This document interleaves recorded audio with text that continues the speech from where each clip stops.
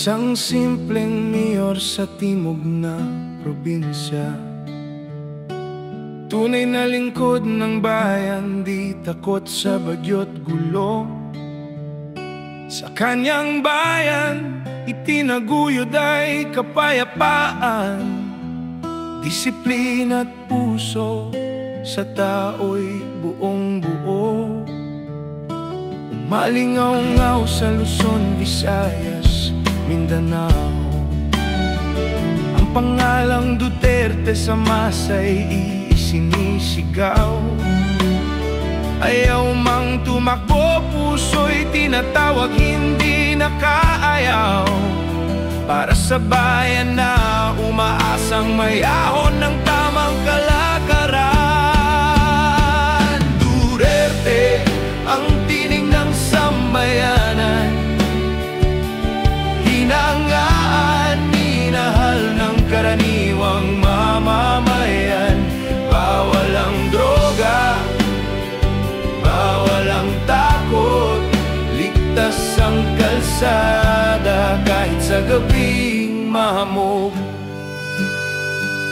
Pangakong matatag, kamay na bakal, ngunit puso'y sa masa, hindi sa kaban ng bayan. Nang maupo sa trono, unos ay sumalubong, ngunit di umatras sa laban ng pusong tunay. Duterte, ang tinig ng sambayanan, hinangaan, minahal ng karaniwang mamamayan. Bawal ang korupsyon, bawal ang sindikato, ang proyekto'y umusbong sa bawat kanto.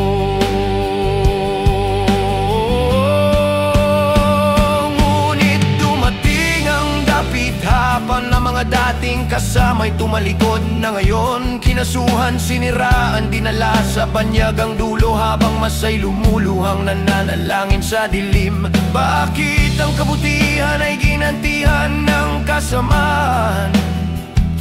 Tanong ng duka sa harap ng hustisya. Ngunit sabi ng ilan, ang tunay na bayani di nasusukat sa hatol ng may kapangyarihan. Duterte, ang kwento ng bayan, mula sa Davao hanggang karagatan. Puso mong matapang, di lilimutin, ang mayor na naging pangulo ng mamamayan. Kahit anong paninira o balita ang ibato, sa alaala ng masa, ikaw pa rin ang totoo. Mga luha ng mamayang Pilipino, saan mang dako ng mundo ay para sa'yo. Di perpekto, ngunit tapat at ang puso ay makatao. Ang taong di iniwan kahit mga kakampi ay ordinaryo.